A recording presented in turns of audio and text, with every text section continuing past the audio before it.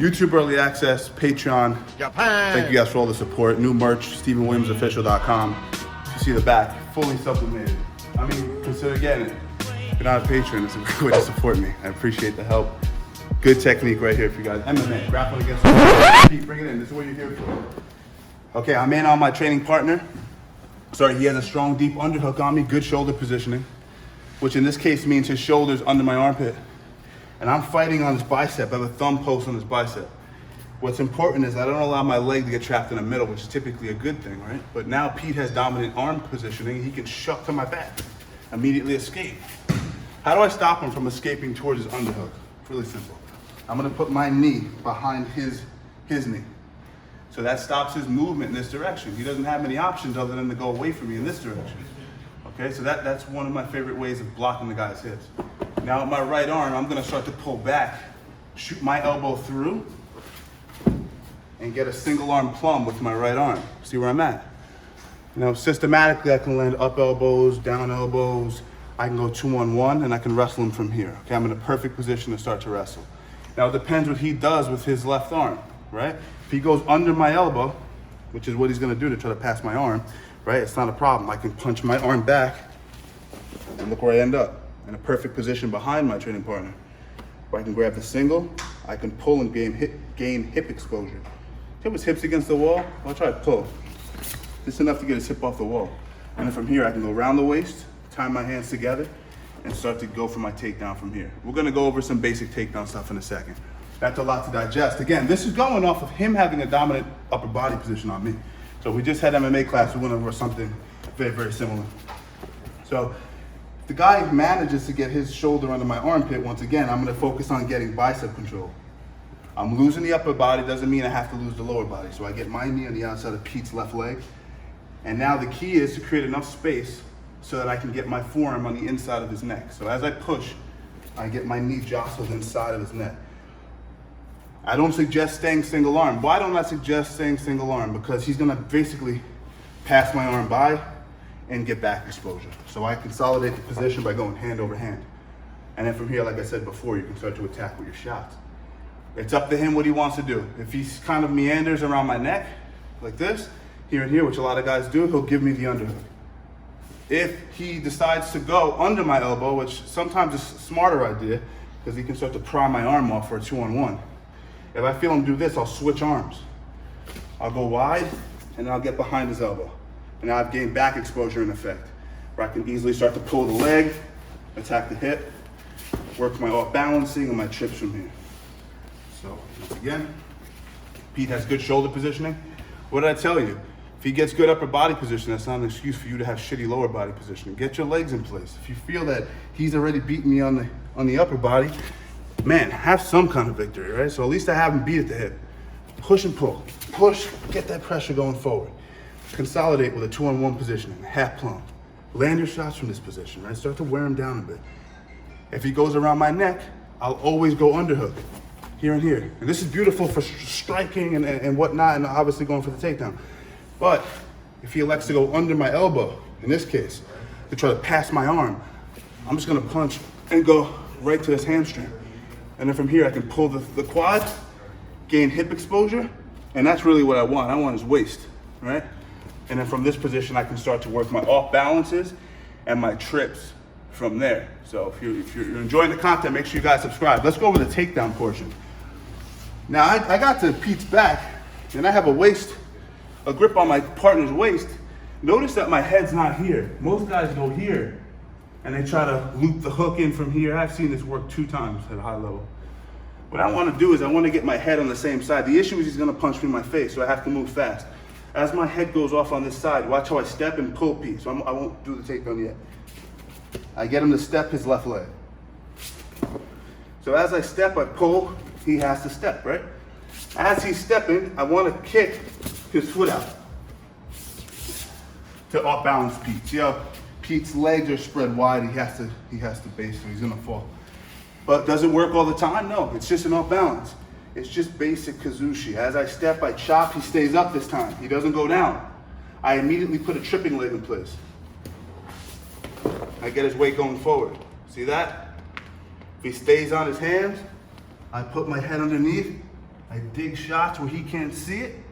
He has to go down where? To his forearms. Otherwise, he has to defend his chin. From here, I can start to slide my knee up. If there's space, he puts his knee down. That's not a problem either. We can start to all balance him. Breaking him down to a hip, so on and so forth. Okay? So the concept, as it always goes, is create the conditioning so that you're off balancing him and then kind of blending that into your takedown. So from here, double underhook position. If my head's on his back, I'm not saying it's a bad thing. It's actually good for keeping pressure. But what guy at a high level is going to let you keep him broken down with your head alone? Never going to happen. So you get your head off center, step, block as he steps. I sweep as he steps. That widens his base. Now I quickly throw my left foot in place and I get his hands on the mat. He's going to want to stay here. So I put a thumb post in place and I want you to get your head wedged underneath his armpit. So now, when he goes to lower his elbow to block his face, he can't because my head's blocking the space required to get his elbow to his ribs. So hand post, head post, blind shots. That's gonna numb him for sure. That's gonna numb him. He goes down. He gets his knee to the ground in most cases. Not a problem for me. I'll just turn my foot out, pace my knee to his knee, and then the focus should be to get him to a waist. Break him down to a less athletic position. As soon as I get Pete here, I'm going 2-on-1. I'm getting him broken down to a shoulder. I'm stepping through in most cases. And I'm focusing on doing damage from the top position with my inside wrist. Okay? Well, let's try to make this into a consolidated movement from start to finish. Pete has a really good underhook on me. The theme should be if he's dominating me at the upper body, there's no reason I should be losing at the lower body. So I go thumb post with my left hand. I get my hips outside the lining of his hips, and I get my hips below his. From here, I create just enough space so I can get my left hand on the inside of his neck. I know I can't stay here with one arm. For what reason? He can start to drag the arm and get to my back so I consolidate with two arms. You understand where we're at so far, okay? If I keep one arm in place, he'll drag the arm and I have no recourse to stop him with my left arm. So I keep my left arm there in the event that I lose right arm placement.